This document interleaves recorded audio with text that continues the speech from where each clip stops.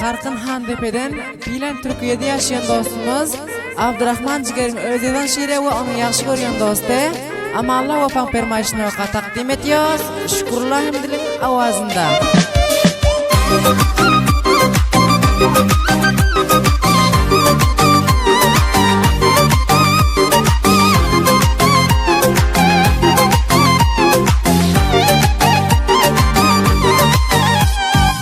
Namzat oldum gülüme, saçları sümbilime, kanca yıl seyyonuma men.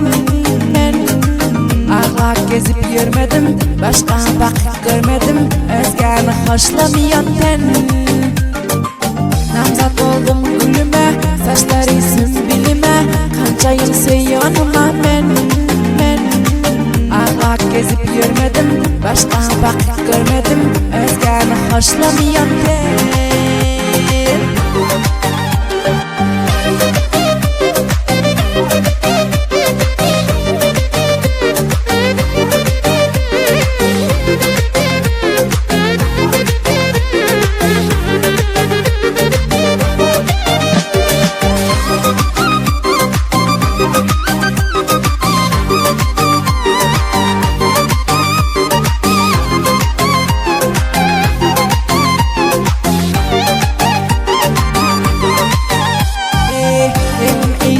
Batar arman kalman, yaraktan söylenim sensin canan.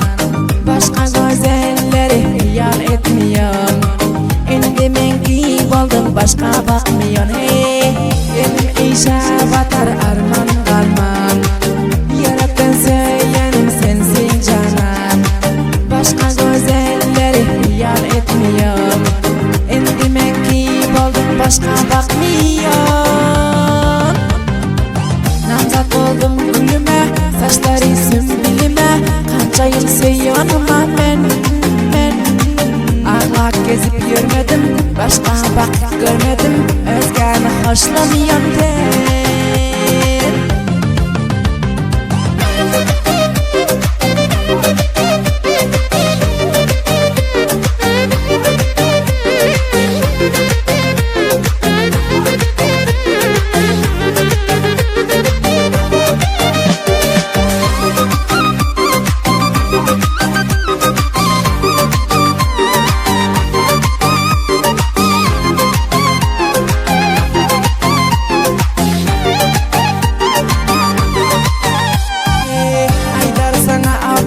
Rahman Can Ciger, senden başkalara gözlemen eğer.